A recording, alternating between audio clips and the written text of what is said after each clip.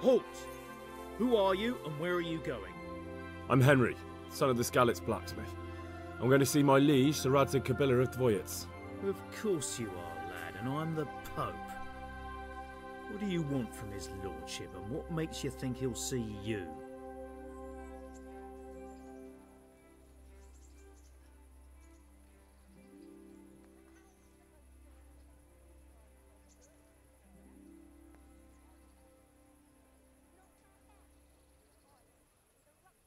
I may not look the part, but I know about honour and duty. And mine is to tell Sir Radzig what happened to the sword he commissioned. All right then, go ahead. It'll be your skin if Sir Radzig isn't pleased.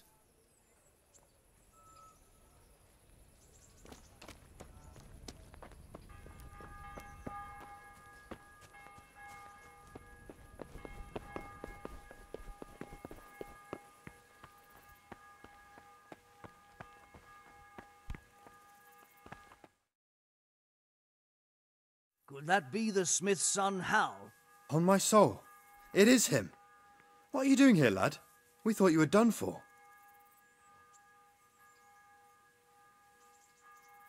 Bandits attacked me in Skalitz. And why, for God's sake, did you go back there? Who else but cutthroats and bandits did you expect to find? I needed to bury my parents. Oh, I see. Your father fought like a lion. I'm sorry. He saved my life. And not just yours. He was a good man, and you did right to bury him. I didn't even manage that. I failed to save him or put him to rest. And just what could you have done at Skalitz? If you tried to fight, the both of you will be dead. He gave his life for yours, Hal, so you'd better make good use of it. You're right. And just what are you doing here?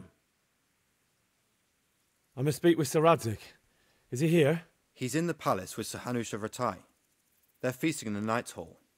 What do you want with him? My father made him a sword.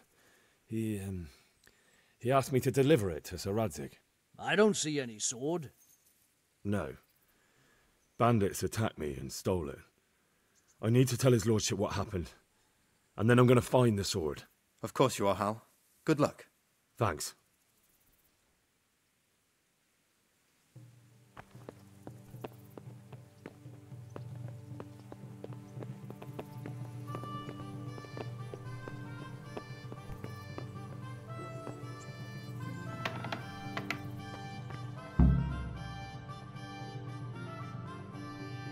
Your Graces, I have to tell you in all seriousness that this land of ours is in the shit.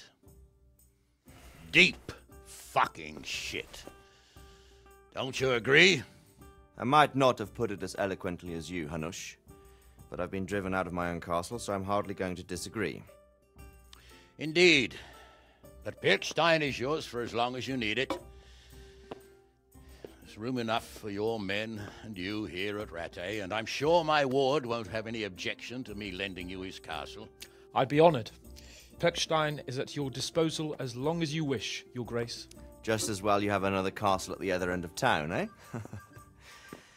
At any rate, I'm beholden to you, Sir Hans, and to you, Sir Hanush.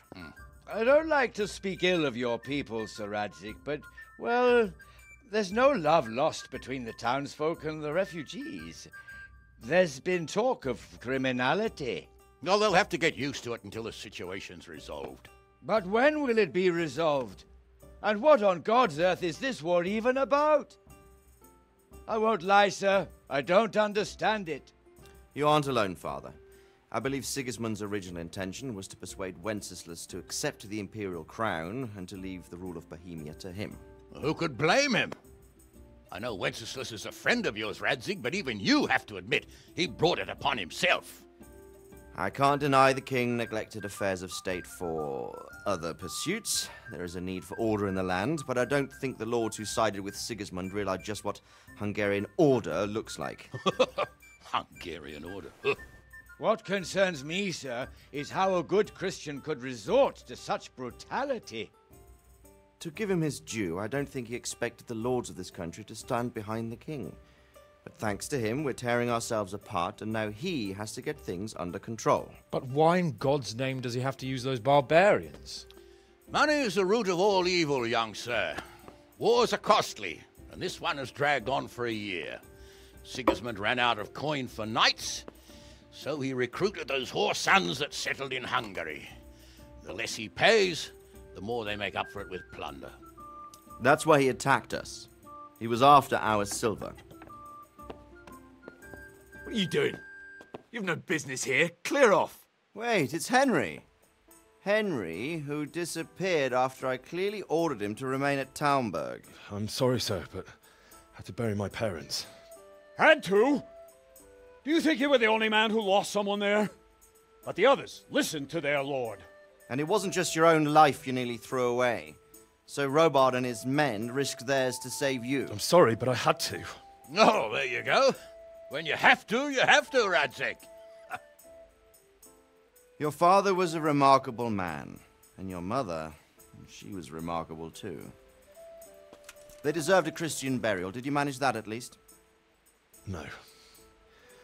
I was attacked by thieves. I wouldn't be here now if it wasn't for that girl. Girl? The miller's daughter, Teresa. The miller's daughter saved you from the footpads? Well, there's a tale to tell your children. I owe her my life. She distracted them and then brought me to Rattay. But without Sir Robard, we'd both be dead. Oh, that's what I call a good woman. Hang on to that one, lad.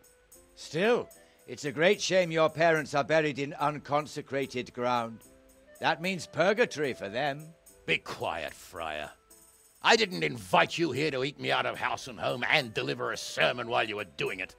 If you're so concerned, Father, maybe you should save the innocent souls of these fine Christians yourself. Go to Skalitz and consecrate their graves. I assure you, if you're killed by bandits, your soul will soar straight to heaven, as long as someone buries you in consecrated ground first. If there's anything left to bury, that plump carcass of yours would be quite a feast for the wolves and the crows. And one skeleton looks much like another, so how would we know which were your ordained bones or those of Sigismund's Tartars? Be that as it may, why have you come here? I must get your sword back. Sword? My sword hangs here at my side. No, the sword my father forged for you. One of those thieves stole it from me. They almost killed him and he already wants to go back. Takes after his father, I suppose. Lad, I've lost a castle, a village, silver mines, and a good half of my subjects. Why would I miss one sword? Because it's the last one my father forged, and I promised him I'd deliver it to you. I understand. I'd feel the same way. But prudence is the better part of valor, and a dead man keeps no promises. Aye. The woman had to save his fat from the fire, and now he wants revenge. What kind of fool are you, boy? He's no fool. Henry, you have courage, but you need training, arms, a horse. Or do you mean to beat this thief at dice? No, sir. Please, take me into your service and give me the chance to learn these things. The gall of him.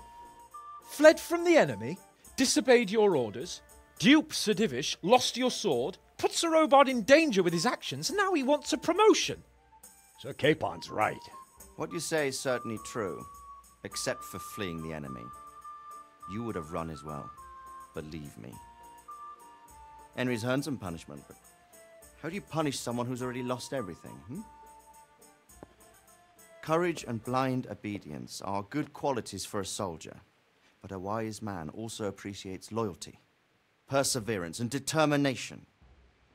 Besides, that was a fine sword that his father made. If he thinks he can get it back, I won't turn it down. My lord, he's a peasant. You can't make a squire of a peasant. Why not? Someone made a priest of a pig. He isn't a peasant, Father, he's a blacksmith, and recent events have left me in need of his skills. So, you'd like to enter my service? Sir, Yes, I would. You won't regret it. Oh, I probably will. I'm doing this for your father, lad. Don't disappoint me. Oh, fortune has finally smiled on you today, lad. Make the most of it. Now that I think about it, Sir Hanush, the boy needs training and experience, and you need spear carriers. That's true. The bailiff is always complaining about your people making trouble in the camp. Maybe one of their own among the guard might help. It might. In any event, it will prove valuable experience. But let's be clear, you're the one paying him. Captain Bernard, see to his training, and then send him to the bailiff. Yes, sir. And don't spare him. You can rely on it, sir. Don't forget, Henry. Don't disappoint me. I won't, my lord.